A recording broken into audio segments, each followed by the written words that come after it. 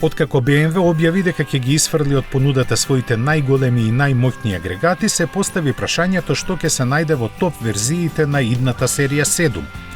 Одговор дојде лично од председателот на бордот на директори Оливер Цибзе, кој во своето обраќање на годинешната пресконференција изјави дека наредната генерација на големата лимузина ќе има и електричен погон. Според неговите зборови, серијата 7 ќе биде на располагање со 4 погонски опции: бензин, дизел, плагин хибрид и целосно електрична. Без да прецизира кога точно ќе се појави, тој додаде дека сите изведби ќе бидат базирани на иста архитектура.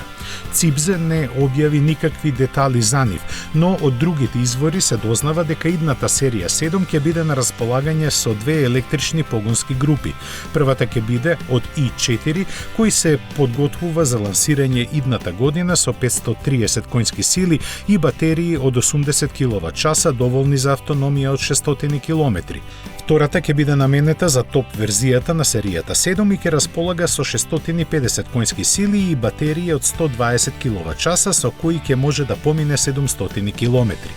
Сегашната најсилна изведба на овој модел има 6,6 литарски V12 мотор со 585 конски сили и во Германија чини 176.000 евра.